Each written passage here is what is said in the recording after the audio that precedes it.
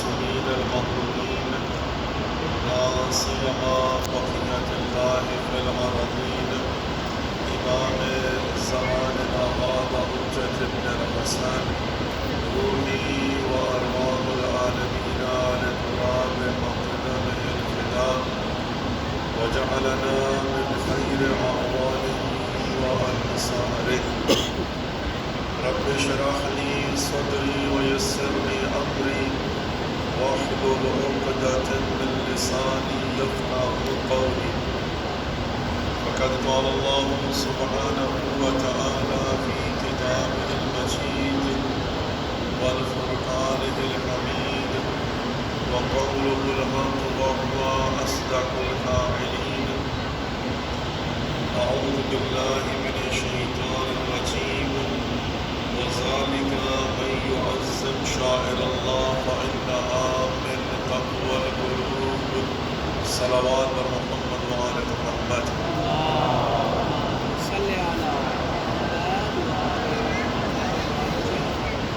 السلام علیکم ورحمۃ اللہ وبرکاتہ۔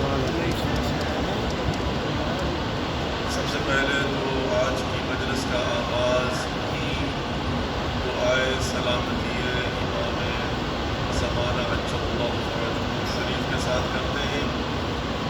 بسم اللہ الرحمن الرحیم اللہم کل ولیک الحجۃ بن الحسن صلواتک علیہ وعلی آبائہ فی هذا الزمان وفی کل ساعة ولیا وعاقبہ وقراما مقصدا ودلیلا وعینا حتی تسکنہ مرحبتا وتمتعہ فیہا جمیلا برحمتک یا ارحم الراحمین اللہم صل یا رب العالمین صلوات علی محمد اللہم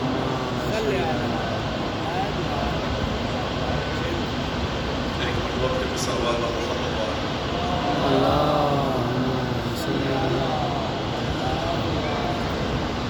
دعا ہے کہ پروردگار ہماری اس قلیل سی عبادت کو اپنی بارگاہ میں قبول فرمائے، ہم سب کی توفیقات خیر میں اضافہ فرمائے اور ہم سب کے قربانی کی مغفرت فرمائے۔ اس پروگرام سے نفرت ہوئے جن کے پروردگار ان کی مغفرت فرمائے۔ سسٹر رانا عابدی انہوں نے خصوصی طور پر کہا ہے پروردگار ان کے پروردگار کی مغفرت فرمائے۔ برادر سید عباس رضا حضوری سے انہوں نے اپنے مرحومین کے لیے کہا پروردگار ان کے اور ہم سب کے مرحومین کی مغفرت فرمائے۔ خدا کرے کہ یہ زیارت آخری زیارت نہ ہو، یہ مجلس آخری مجلس نہ ہو، بار بار پروردگار زیارات مقامات مقدسہ سے مشرف فرمائے اور مجالس اعضاء میں بھرپور طریقے سے شرکت کرنے کی توفیق نصیب فرمائے۔ پروردگار ہمارے بارہویں امام حجت بن الحسن العسکری علیہ السلام کے جلدوں کی فرمائے اور پروردگار مختلف خون حسینی کی ہم سب کو زیارت نصیب فرمائے اور ان کی تمام قبول معرفت نصیب فرمائے۔ ایک مرتبہ پھر محمد وآل محمد صلوات۔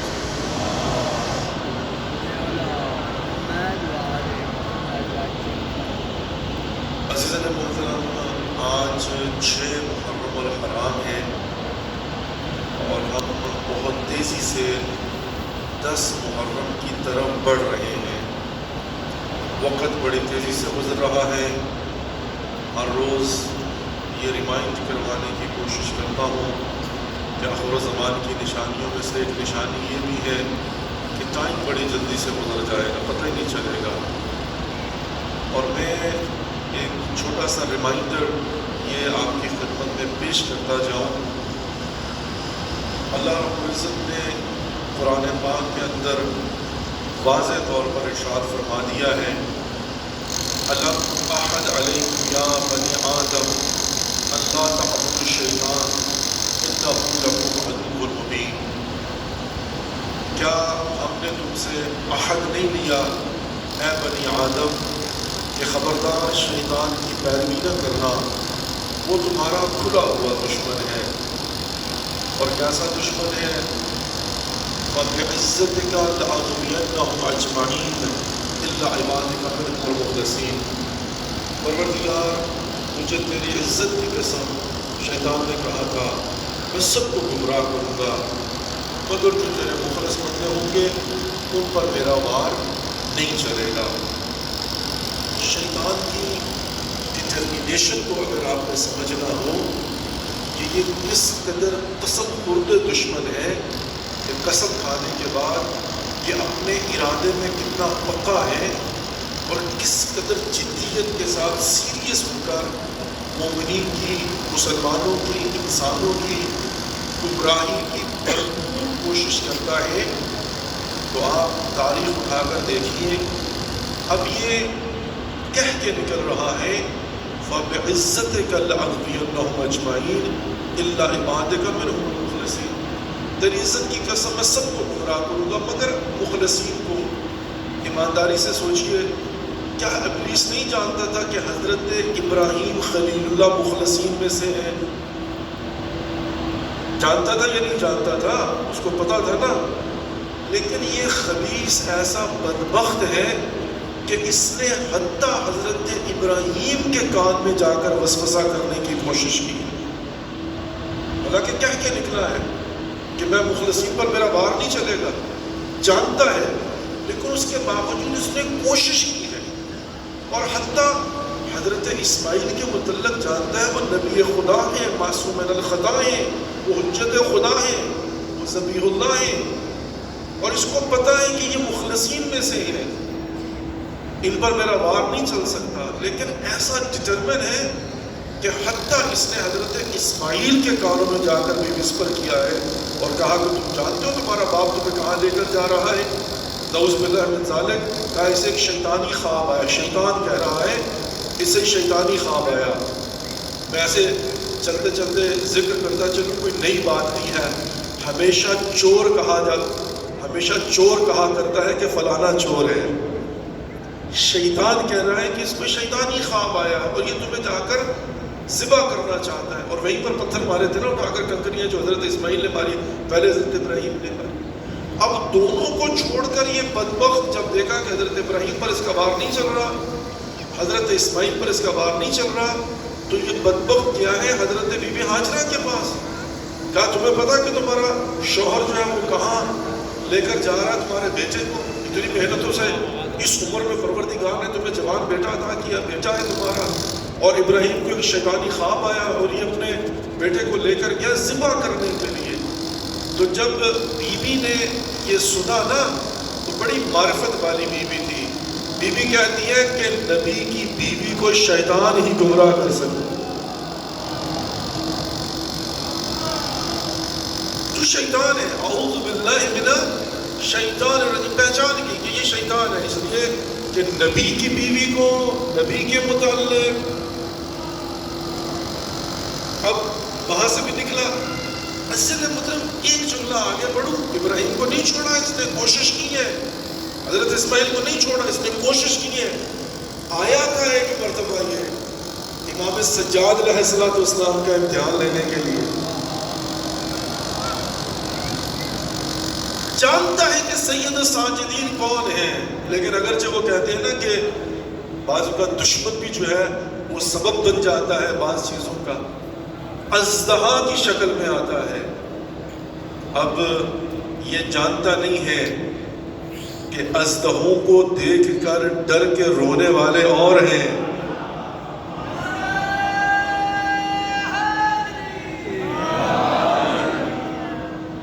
ماشاءاللہ، وہ اور ہیں، یہ اور ہیں۔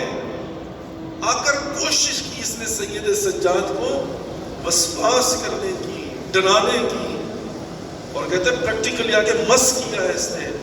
لیکن سید ساجدین جو کہ علی ابن ابی طالب علیہ السلام کا خون ہے، بھئی کیسے نہ ہو، اب سید ساجدین کی اگر صفت بیان کرنا ہو کیسے نہ ہو، اگلا جملہ بعد میں کہہ دوں، جانتے ہیں نا کہ مولا کائنات علی ابن ابی طالب کے پاؤں میں تیر لگ گیا تھا، کھینچنے کی کوشش کی، تیر نہیں نکل رہا، درد کی شدت سے کرا اٹھے مولا کائنات علی ابن ابی طالب۔ اور یہ بات بھی عرض کرتا چلوں، مولا کائنات کا درد کی شدت سے کراہنا دنیا کو بتانا تھا کہ علی اگرچہ نور محمد ہی کا ٹکڑا ہے لیکن لبادہ بشریت میں آیا ہے، انا وعلی من نور واحد، میں اور علی ایک ہی نور کے دو ٹکڑے، اس میں کوئی شک نہیں ہے، اس میں کوئی شک نہیں ہے، لیکن لبادہ بشریت میں آئے ہیں تو لبادہ بشریت میں آئے تو درد ہوگا، اب کھینچ نہیں پا رہے۔ رسول اللہ فرماتے ہیں، اب یہ بھی عجیب بات ہے، تاریخ کے اوراق میں لکھی ہے، آج کے لوگوں کو سمجھ نہیں آتی، تاریخ کا طالب علم 2 جماعتیں پڑھ لے تو وہ سمجھ جائے گا کہ مزاج رسول کو علی جانتے ہیں اور مزاج علی کو رسول جانتے ہیں۔ تاریخ کے اندر لکھے ہوئے واقعات ملتے ہیں، اب میں ایک ایک کر کے پیجز کھل رہے ہیں، ان کو بند کروں گا، اب گھبرائیے گا نہیں، جہاں سے چلوں واپس وہیں پر آؤں گا، لیکن کبھی پیج کے بعد پیج کھلتا جاتا ہے، لنک کھلتا جاتا ہے، اس کو روکنا مشکل ہو جاتا ہے۔ یہی بڑا مشہور واقعہ ہے نا کہ ایک مرتبہ ایک صحابی جو ہے وہ، یا کچھ صحابی تھے، وہ جا رہے تھے تو حضرت سلیمان رسول اللہ کی خدمت سے باہر آ رہے تھے، جب آتے ہوئے دیکھا تو کہا سلمان اندر کون بیٹھے ہیں؟ تو سلمان فارسی نے، جو سلمان من اہل البیت ہیں، کہا میں نہیں جانتا، بڑی پیار نے کہا میں نہیں جانتا۔ انہوں نے کہا اچھا، یہ اندر گئے، جا کر دیکھا کہ رسول اللہ تشریف فرما ہے، مولا کائنات علی بن ابی طالب تشریف فرما ہے، تو اب انہوں نے کیا کیا؟ شکایتاً کہا یا رسول اللہ، جس کو آپ کہتے ہیں سلمان من اہل البیت، یہ تو جھوٹ بھی بولتا ہے۔ رسول اللہ نے فرمایا کہتا جھوٹ بولا ہے، ابھی بلاتے ہیں اس کو، ابھی پوچھتے ہیں اس سے۔ بلایا گیا، کہا کیا جھوٹ بولا اس نے؟ کہا یا رسول اللہ، ہم نے اس سے پوچھا تھا کہ اندر کون بیٹھے ہیں، تو اس نے کہا میں نہیں جانتا۔ ایک مرتبہ رسول اللہ کہتے ہیں سلمان کی ایسا ہی ماجرا ہے، ہاتھوں کو جوڑ کے کہتا ہے یا رسول اللہ میں کیسے کہہ دیتا میں جانتا ہوں، اس لیے کہ آپ کا اپنا فرمان ہے، خدا کو کوئی نہیں جانتا مگر میں اور علی کے، مجھے کوئی نہیں جانتا مگر اللہ اور علی کے، علی کو کوئی نہیں جانتا مگر میرے اور اللہ کے، کہا نہ میں خدا ہوں نہ رسول ہوں نہ علی ہوں۔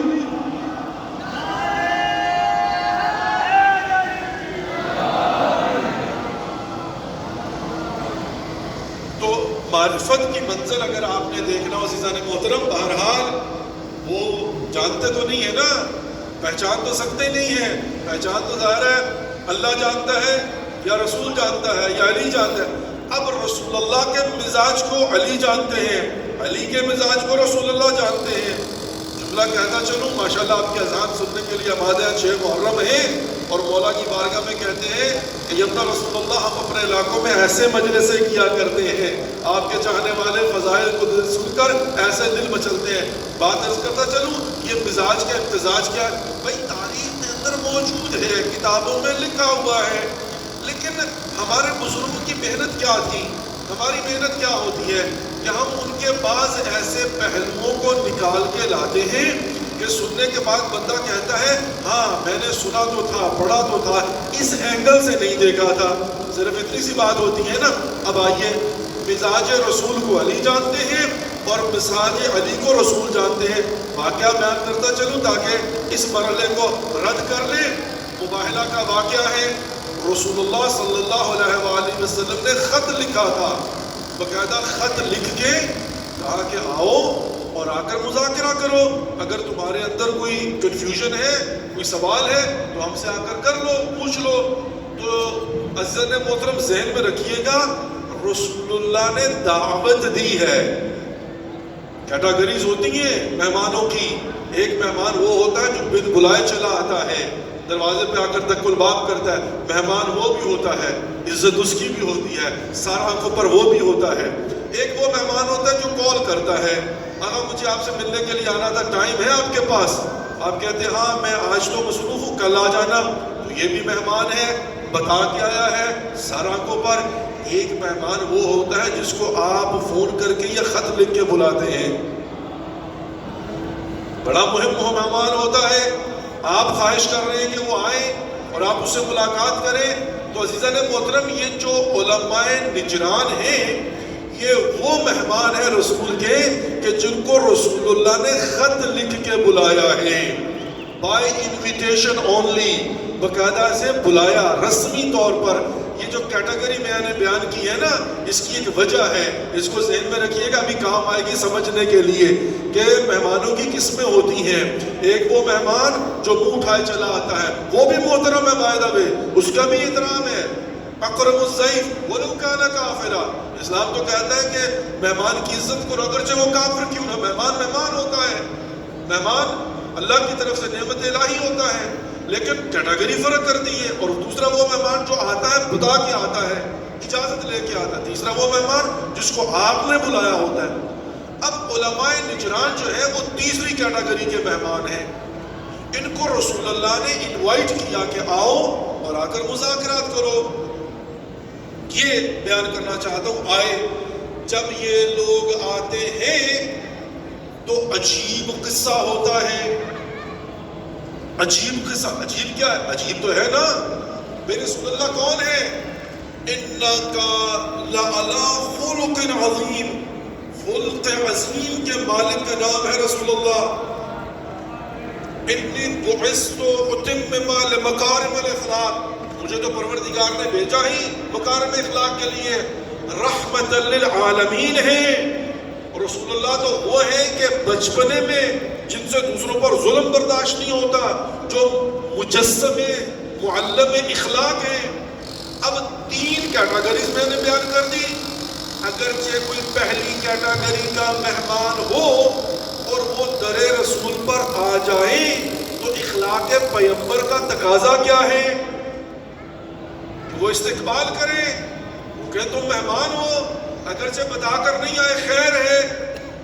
اور اگر وہ دوسری کیٹیگری کا ہو کہ بتا کے آیا ہو تو ڈیفینیٹلی ہم ایکسپیکٹ کریں گے کہ اب تو رسول اللہ کو اس کا استقبال کرنا چاہیے, خوش آمدید کہنا چاہیے, گلے سے لگانا چاہیے. اور اگر وہ تیسری کیٹیگری کا مہمان ہو اسے تو خط لکھ کے, ہم کا بات کرتے ہیں نا, میں نے تجھے خط لکھ کے بلایا ہے کیا؟ یہ سنا ہے نا آپ نے جملہ عام استعمال کیا جاتا ہے. اور بھئی یہاں پر تو خط لکھ کے بلایا. علماء نجران تو کہہ سکتے تھے یا رسول اللہ آپ نے تو خط لکھ کے بلایا, ہم بن بلائے تھوڑی ہی آئے ہیں, آپ نے بلایا ہے تو آئے ہیں. ہوا کیا, جب آئے رسول اللہ کی خدمت میں پہنچے تو رسول اللہ نے ان کا استقبال نہیں کیا. ان کا استقبال نہیں کیا, حلا بیکم نہیں کہا, اہلا و سہلا نہیں کہا, بلکہ چہرہ دوسری طرف کر لیا. اب علماء نجران بڑا پریشان ہوئے. انہوں نے کہا کہ ہمیں تو خط لکھ کے بلایا ہے, اب یہ اخلاق کیا ہے, یہ مزاج کیا ہے, یہ برتاؤ کیا ہے, یہ سلوک کیا ہے. میں قربان جاؤں اپنے رب کی حکمت پر, میں قربان جاؤں اپنے رب کی حکمت پر. اللہ نے رسول کے ساتھ مل کر, وہ کہتے ہیں نا کہ حجروں میں غاروں میں نہیں بلکہ میدانوں میں اور اوپن میدانوں میں اٹھا اٹھا کے بتایا کہ اہل بیت کون ہے اور ان کی فضیلت کیا ہے. جو تو یوں لگتا ہے کہ ہر واقعہ کے پیچھے پلاننگ ہی یہ تھی کہ کسی نہ کسی طریقے سے کسی نہ کسی کا تعارف کروا دیا جائے. خدا چاہتا تھا, پتا تھا کہ منکر ہو جائیں گے, بھاگ جائیں گے, اس لیے بار بار ہر معاملے میں سامنے لا کے کوئی نہ کوئی پہلو نکال, کہتے ہیں نا بہانے سے, بعض اوقات ہوتا ہے نا بہانے سے کوئی نہ کوئی پہلو نکال لیا. علماء نجران پریشان ہوئے, مہمان تھے. اب انہوں نے کیا کیا, یہ آپ کا اور میرا بھی مزاج ایسا ہی ہے, انسانیت کا مزاج ہے, اس میں کوئی غلط بات نہیں ہے. ہم اتنی پریویلیج دیتے ہیں. بھئی انسان جو ہے جب کوئی مشورہ کرنا چاہے یا سوال کرنا چاہے تو کس سے کرے گا؟ جس کی داڑھی لمبی ہو, اور اگر وہ سفید بھی ہو, اور اگر اس بندے کی ایج بھی زیادہ ہو تو اوبویسلی بندہ کہے گا بھی بزرگوں سے پوچھ لو. تو علماء نجران کا بھی قصور کوئی نہیں ہے. انہوں نے نظر دوڑائی تو جو سب سے زیادہ بزرگ تھے وہ ان کے پاس چلے گئے.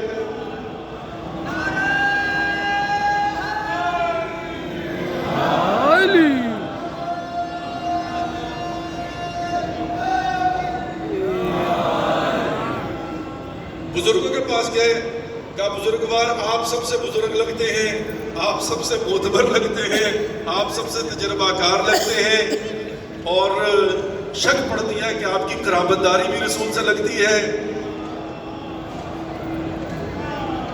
بھئی بات سمجھ میں آ رہی ہے نا, سٹیپ بائی سٹیپ آگے بڑھ رہے ہیں, ساتھ ساتھ چلیے گا تاکہ بات سمجھ میں آ جائے.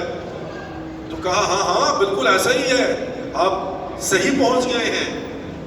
کہتے ہیں آپ ٹھیک یہی آپ کو آنا چاہیے تھا. وہ کیوں فرمائے, بات کیا ہے, مسئلہ کیا ہے آپ کا؟ بھئی ہاتھ جوڑ کر کہوں گا اگر آپ کی عادت ہے تو عادت ختم کر دیں. جس بات کا پتہ نہ ہو تو کلیم نہ کیا کریں. پھنس جائیں گے. انہوں نے کہا ہاں بتائیں کیا بات ہے. انہوں نے کہا سمپل سی بات ہے, ہمیں خط لکھ کے بلایا ہے, بائی انویٹیشن آئے ہیں, لیکن اب عجیب مسئلہ ہے. رسول اللہ کی خدمت میں گئے, انہوں نے ہمیں لفٹ نہیں کروائی آج کے بقول. تو جب بھائی کلیم تو کر لیا نا, جب انہوں نے یہ سوال کیا تو بزرگوار فرماتے ہیں ہاں آپ صحیح کہتے ہیں, مجھے بھی بڑا تعجب ہوا, آج تک کبھی ایسا نہیں ہوا, پہلی مرتبہ ایسا دیکھا ہے. میرے بھائی جب تمہیں بھی نہیں پتا,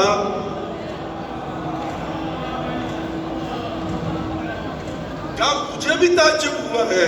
دنیا والوں جاؤ جا کر تاریخ پڑھو, پڑھی تم نے ہوگی, سمجھانے کی کوشش ہم کر رہے ہیں.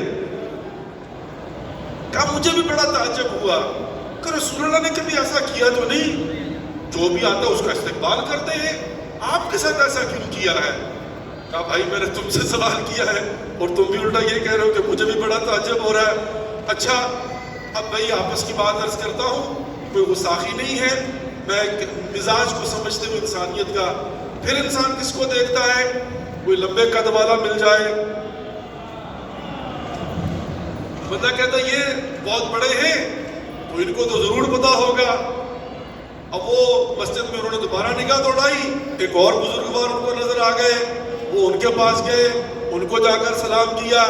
کہا بزرگوں ایک مسئلہ ہے. کہا پوچھو کیا مسئلہ ہے. تو میں یہاں پر ہاتھ جوڑ کر کہوں گا کہ بہتر نہیں تھا پہلے ہی کہہ دیتے کہ میں نے خود 70 مرتبہ کہنا ہے کہ لولا علی لہلک فلان.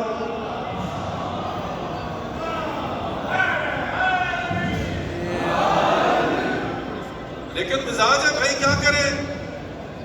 کہا بتاؤ بات کیا ہے. یہ جو ہے نا بتاؤ بات کیا ہے, یہ حق صرف علی ابن ابی طالب کا بنتا ہے. سلونی قبل تفقدونی.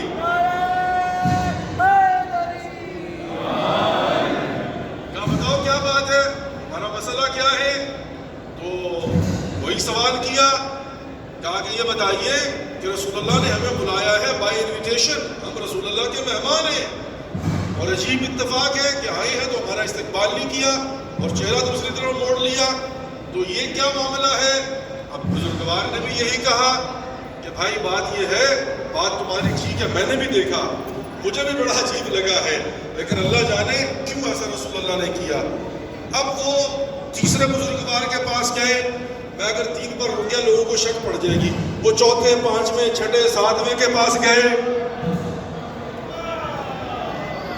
بھئی ہماری زبان سے تو کچھ الفاظ نکل جائے تو خام خواہ لوگ جو شک کرنا شروع کر دیتے ہیں. ہم کہتے ہیں شک نہ کیا کرو, تمہاری چور کی داڑھی میں تنکے والی بات ہے. ہم تو سمپل بات کر رہے ہیں. وہ ایک کے پاس تھوڑی گئے, وہ ایک کے پاس گئے, پھر دوسرے کے پاس گئے, پھر تیسرے کے پاس گئے, جو بزرگ ملا ان کے پاس گئے. لیکن عجیب اتفاق تھا, میں بڑی ذمہ داری کے ساتھ تجزیہ پیش کر رہا ہوں تاریخ کا. تاریخ کے اوراق میں جو سطور لکھی ان کو پڑھنے کے بعد یہ میرا تجزیہ ہے. میں کہوں گا پروردگار یہ رسول اللہ کے مہمان ہیں, ان کو کیوں در بدر بھٹکا رہا ہے. پروردگار ان کو کیوں در بدر بھٹکا رہا ہے. ان کے دل میں ڈال دے کہ جس نے صحیح جواب دینا سیدھا اس کے پاس چلے جائیں. توجہ ہے. کہا نہیں, اگر یہ دوسروں کے پاس نہ گئے اور ڈائریکٹ پہنچ گئے تو وہ کہیں گے کیا کہ جو علی نے کہا وہی تو ہم کہنے والے تھے. بھئی دعوت ذیل اشکر میں جب رسول اللہ نے فرمایا تھا کون ہے جو میری نصرت کرے گا, تو مولا کائنات کھڑے ہوئے کہا یا رسول اللہ, بیٹھ جاؤ. یا رسول اللہ جب آپ کو سپورٹر مل گیا تو کہو بسم اللہ. کہا نہیں, بیٹھ جاؤ. کیوں؟ کہا باقیوں کو بھی موقع دے, یہ نہ کہیں کہ ہم کہنے ہی والے تھے علی کھڑے ہو گئے. جو ہے یہ ایک دفعہ تھوڑی ہوا ہے. عمر ابن عبد ود کے مقابلے میں جب ہما وہ کبوتر بیٹھا ہوا تھا, توجہ ہے, ادھر والے جو ہے نا بہت خاموش ڈر کے تو نہیں بیٹھے ہوئے بھائی, کوئی غلط بات نہیں پڑھوں گا.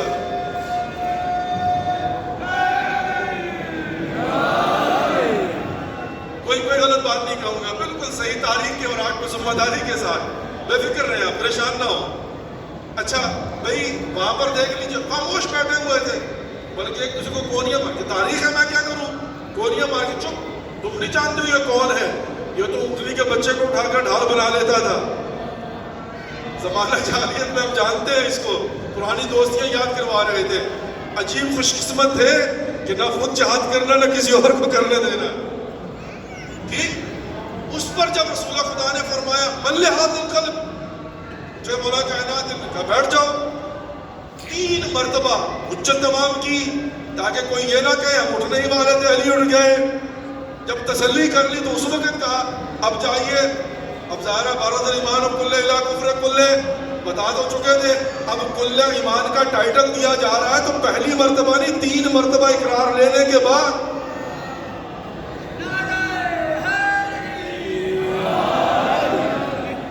سب کو چانس دینے کے بعد. اچھا اب یہاں پر بھی کیا ہے کہ مختلف دروں پر بھیجا، جاؤ اس کے بعد جا کر بات کر لو، جاؤ اس کے بعد جا کر بات کر لو. دامن وقت میں گنجائش نہیں، مطلب ویلا بڑی ذمہ داری کے ساتھ کہہ رہا ہوں، لا مؤثر فی الوجود الا اللہ. چھوٹے چھوٹے معاملات کے اندر بھی پروردگار کی پلاننگ شامل ہوتی ہے. انسان اپنی مرضی سے نہیں کر سکتا. تو ایسا نہیں ہے کہ وہ کبھی کس کے در پہ جا رہے تھے کبھی کس کے در پہ، مصلحت ہوتی ہے. بعض اوقات بندہ سمجھتا ہے عجیب انسان ہے کیوں نہیں جاتا، بعض اوقات خدا چاہتا ہے ان کو بھی دیکھ آؤ پھر بتاؤں گا صحیح راستہ کون سا راستہ ہے تاکہ مزہ آ جائے.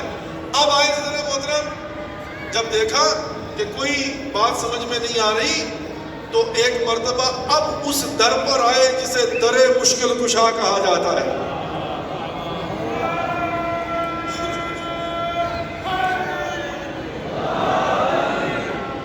اب آئے علی کے در پہ، مشکل کشا کے در پہ، حیدر کرار غیر فرار کے در پہ، سلونی سلونی قبل تفقدونی، جس کا حق بنتا ہے، جس کے بعد کسی امام نے نہیں کہا کہ یہ صرف ہماری جد علی کا حق بنتا تھا، وہی کہہ سکتے تھے سلونی سلونی قبل تفقدونی. آئے اور آ کر اب یہ تھوڑا سا ڈھیلے پڑے ہوئے ہیں، بڑے بڑوں سے بات کر چکے ہیں، مسئلہ حل نہیں ہوا. بھائی یہ تو خوش قسمتی تھی نا جن کو سلمان جیسے مل جاتے تھے، کہتے تھے آؤ تمہیں بتائیں مشکل کشا کا در کون سا ہے. آج بھی ہم ممبر سے بیٹھ کر یہی کہتے ہیں، ہم نے کیا کہنا ہوتا، ہم کہتے ہیں کہ مشکلات تو سب کی ہیں لیکن مشکلوں کو حل کرنا تو آؤ بتائیں تمہیں در ہے مشکل کشا. آئے اب جب آ کر انہوں نے علی کی خدمت میں اپنا مدعا بیان کیا تو تاریخ میں لکھا ہوا ملتا ہے کہ مولا کائنات نے پلٹ کے یہ نہیں کہا ہاں دیکھا تو میں نے بھی ہے اور مجھے تعجب ہوا. کیوں انہوں نے کہا کہ یا علی یہ ماجرا کیا ہے، فوراً فرمایا ہاں میں جانتا ہوں اس کی وجہ کیا ہے. ہاں میں جانتا ہوں اس کی وجہ کیا ہے. میں نے بات کی تھی مزاج رسول کو علی جانتے ہیں، مزاج علی کو رسول جانتے ہیں. میں نے وہ جو پاؤں سے تیر نکالنے والا واقعہ اور امام سجاد کا روکا ہوا ہے، پیج کھلا ہوا ہے، بند نہیں ہوا، واپس پلٹوں گا، گھبرائیے گا نہیں، بھول نہیں گیا ہوں. روٹ کتنا بھی ہوگا آنا اسی روڈ کے اوپر ہے. اب جو مولا کائنات سے پوچھا یا ابا حسن یہ ماجرا کیا ہے، اب دنیا والوں جان لو رسول کا وسیع وہی ہونا چاہیے جو مزاج رسول کو بھی جانتا ہو، جس کو پتا ہو تو یہ نہ کہے پوچھ کے بتاؤں گا. اور بھائی جیسے تم نے پوچھ کے بتانا ویسے کوئی اور بھی پوچھ سکتا ہے، یا یہ نہیں کہا پوچھ کے بتاؤں گا، کبھی بھی بتاتا ہوں معاملہ کیا ہے. کہا یا اصل معاملہ کیا ہے، کہا معاملہ یہ ہے کہ تم نے زرق برق کا لباس پہنا ہوا ہے، ان لباس کو اتارو، سادہ لباس پہن کر جاؤ تو رسول اللہ تمہارا استقبال کریں گے. انہوں نے لباس اتارا، سادہ کپڑوں میں گئے، جب گئے رسول خدا کی بارگاہ میں رسول اللہ نے استقبال کیا، خوش آمدید کہا. تو ایک جملہ کہتا جاؤں، مسلمانوں تمہارے لیے پیغام ہے، قیامت تک کی انسانیت کے لیے پیغام ہے کہ جس کو رسول خط لکھ کر بلائیں وہ بھی رسول کی بارگاہ میں علی کے وسیلے کے بغیر نہیں پہنچ سکتا.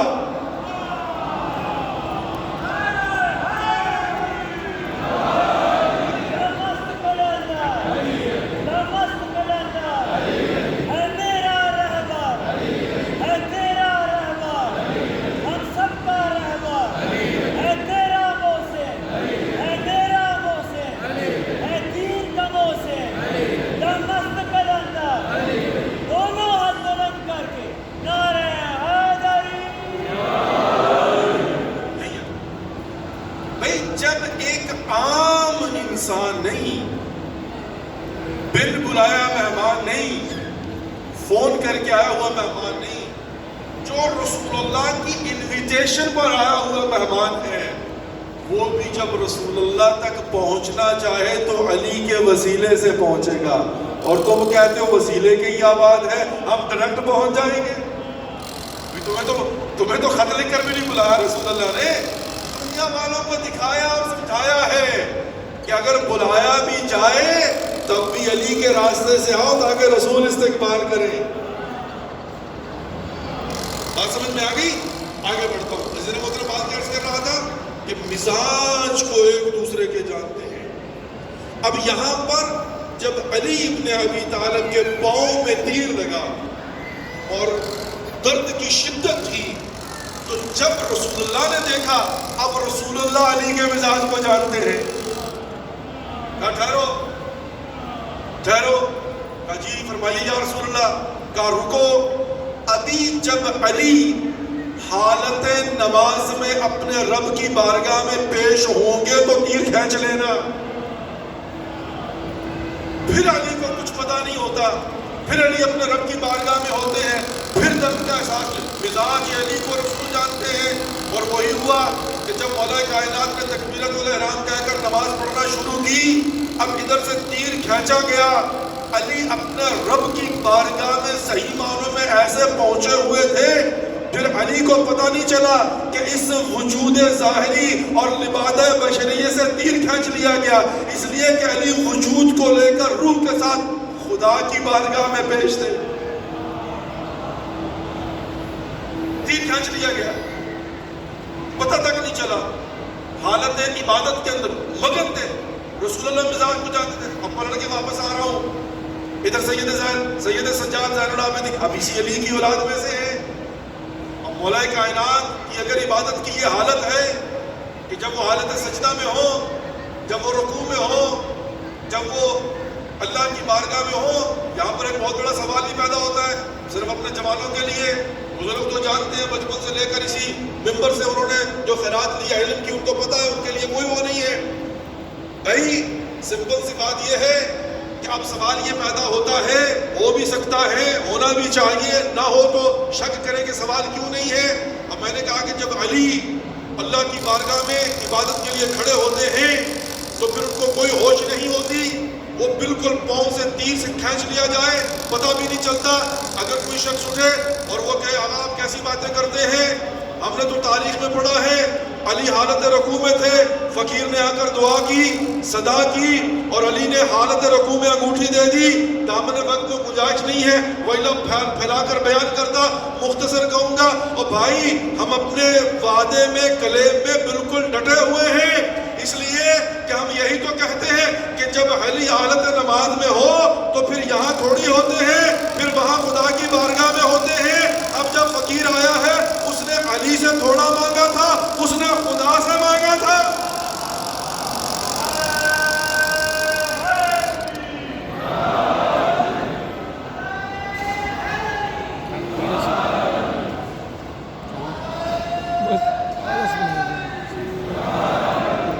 یہی تو کہہ رہے ہیں کہ مولا کائنات علی ابن ابی طالب کا یہ جو وجود ظاہری ہے جب خدا کی بارگاہ میں پہنچتا تھا تو اس وجود سے تیر نکلا، ان کو پتہ نہیں چلا، تو یقیناً کان میں آواز کہاں سے سنائی دی ہوگی؟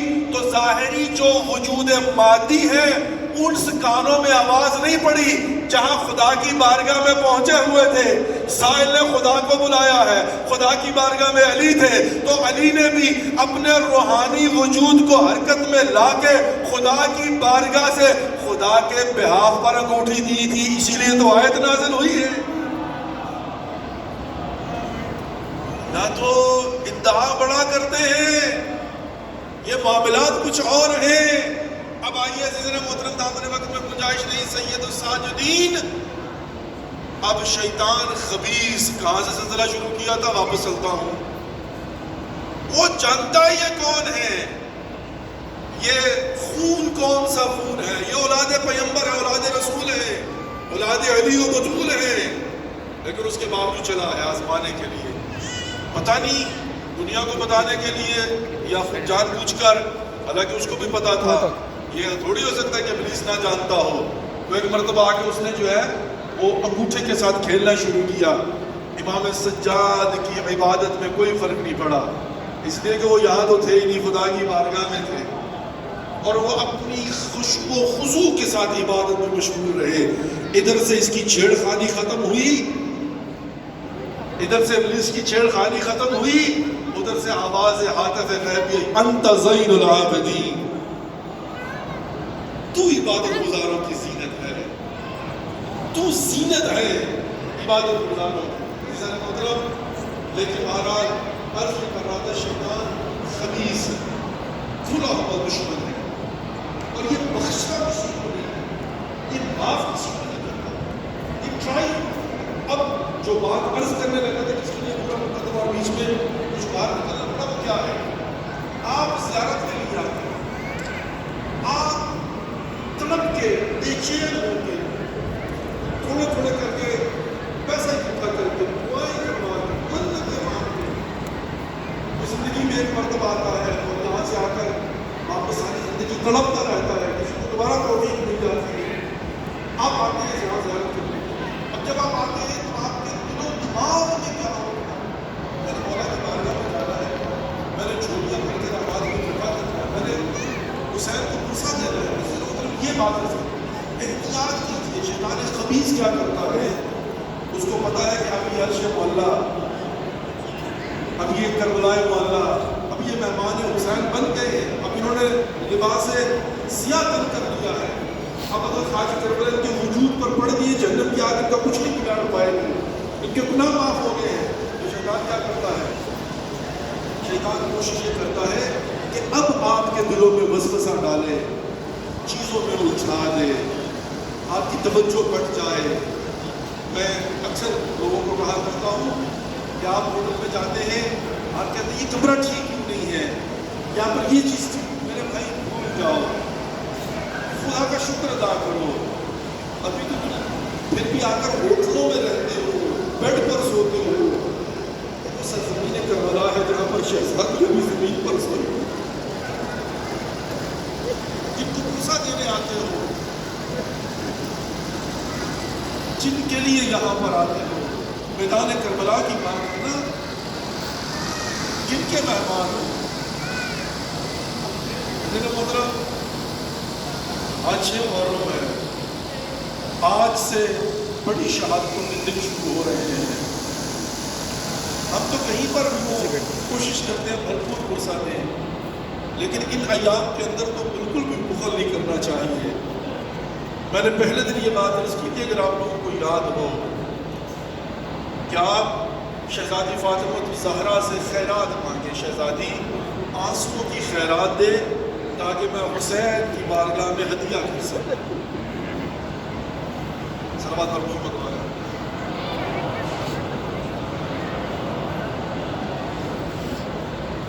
شہزادی خیرات دیجیے تاکہ میں آنسوؤں کا ہدیہ کر سکوں. اور اس دن محترم یہ خوش نصیبی ہے کہ خدا نے ہمیں توفیق عطا فرمائی. مجھے یہ نہیں کہنا پڑے گا آئیے چلتے ہیں اپنی فکر کو بلند کرتے ہوئے کربلا میں، اپنی آوازوں کو بلند کرو تاکہ کربلا تک پہنچ جائیں. آپ اس وقت تو امام حسین کے صحن میں بیٹھے ہیں، بلند آواز سے نہیں، تھوڑی سی آواز سے بھی گریہ کریں گے میرے مولا حسین سن لیں. حضرت محترم جانتے ہیں نا، کسی مومن نے خواب دیکھا تھا اور خواب میں اس نے امام حسین کو دیکھا. کیا دیکھا کہ پورا جسم زخموں سے چور ہے، جگہ جگہ پر نیزوں کے نشان ہیں. اب میں کیسے کہوں 6 محرم ہے، زہرا کے لال کو ان ظالموں نے بڑی تسلی کے ساتھ قتل کیا تھا.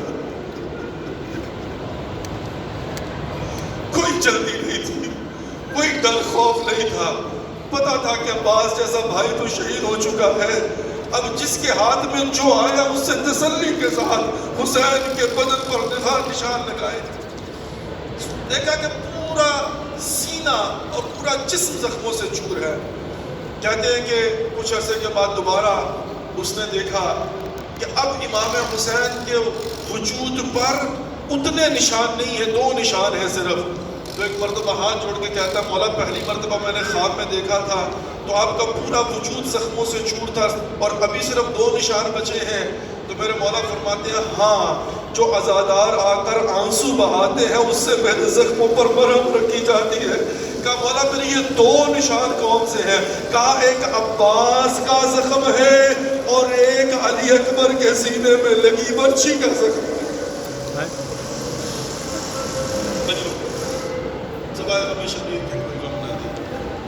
تسلی کے ساتھ 2-4 منزل آگے بڑھنا ہے. 6 محرم ہے. آج مجھے ایک ایسے یتیم کا ذکر کرنا ہے کہ جس کو روانہ کرنے سے پہلے حسین نے گردن میں باہیں ڈال کر اتنا گریہ کیا تھا کہ چچا بھتیجا دونوں بے ہوش ہو گئے.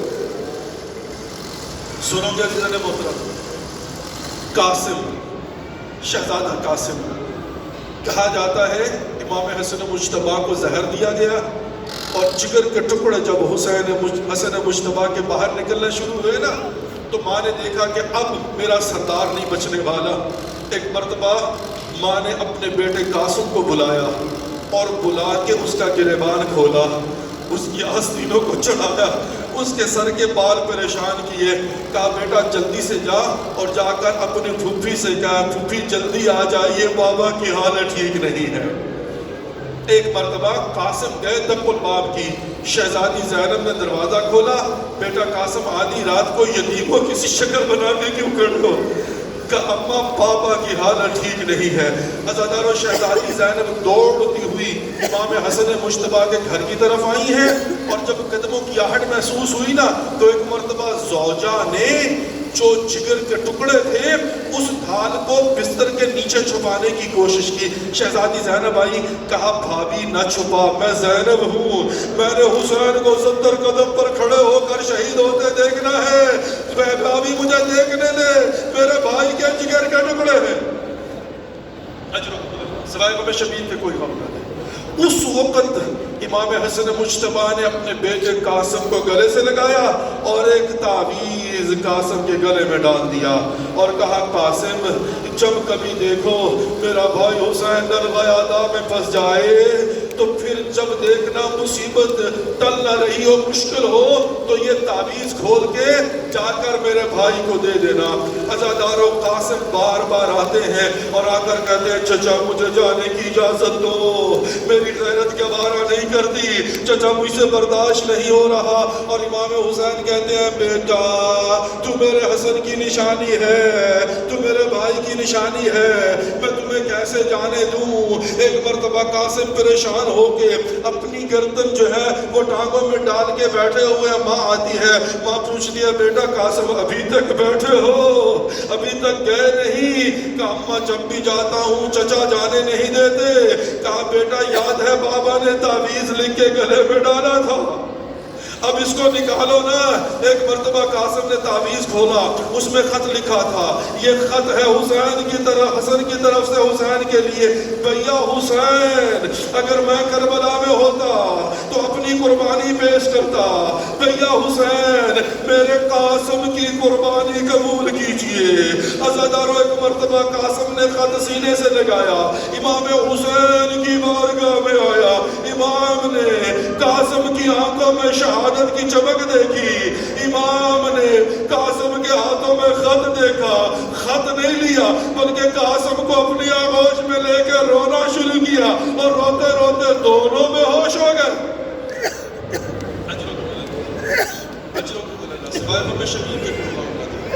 کربلا ہے، یہ مولا حسین ہے، مولا حسین کو قاسم کا پرسہ دینا ہے. عزادارو ایک مرتبہ میرے مولا حسین نے قاسم کو تیار کیا، میں نے جملہ کہا قاسم کو تیار کیا. تاریخ کا جملہ بیان کروں کیسے تیار کیا. کہتے ہیں کہ جو قلعہ تھا وہ قاسم کے سر پہ پورا نہیں آ رہا تھا، قاسم کا قد چھوٹا تھا، ابھی عمر کم تھی، لیکن میرے مولا حسین نے تیار کیا. میرے بھائی حسن کی نشانی بسم اللہ. ایک مرتبہ قاسم گھوڑے پر سوار ہوا اور گیا ہے فوج اشکیا کے سامنے، رجز پڑھتے ہوئے کہا تم کیا سمجھتے ہو میرا چچا کا اکیلا ہے؟ میں ہوں نا، میں ابھی ہوں. عزاداروں ایک مرتبہ حسن کے لال نے اپنی شجاعت کے جوہر دکھانا شروع کیے. لشکروں کے لشکر بھاگ رہے تھے, کوئی سامنے نہیں آ رہا. عمر ابن سعد کہتا تم نہیں جانتے یہ علی کا پوتا ہے, یہ حسن کا بیٹا ہے, یہ ایسے قابو نہیں آئے گا. چاروں طرف سے گھیر کر اس پر حملہ کرو. چاروں طرف سے گھیر کے حملہ کیا. ایک مرتبہ زمین پر گرتے ہوئے کہا چچا میرا آخری سلام میں گر گیا, میری مدد کے لیے آئیے. عزادارو ایک مرتبہ امام حسین نے سنا خیمے سے تاریخ کے الفاظ کہہ رہا ہوں, عقاب کی طرح پڑے اور حملہ کیا. جب حملہ کیا اے مادر قاسم مجھے معاف کرنا, میں مولا کی بارگاہ میں 6 محرم کو بیٹھ کر مومنین کے سامنے اپنی ماں بہنوں کے سامنے یہ جملہ کہنے لگا ہوں. یہ ذاکر بھی پڑھتے ہیں, خطیب بھی پڑھتے ہیں. جملہ بڑا سخت ہے. کہتے ہیں جب میرے مولا حسین نے قاسم کو بچانے کے لیے عقاب کی طرح حملہ کیا, اب گھوڑوں میں بگدڑ مچ گئی. دائیں کے گھوڑے بائیں, بائیں کے گھوڑے دائیں. ایک مرتبہ گھوڑے دوڑ رہے تھے, سرزمین کربلا پہ نہیں بلکہ نیچے قاسم تھا جس کے اوپر گھوڑے دوڑ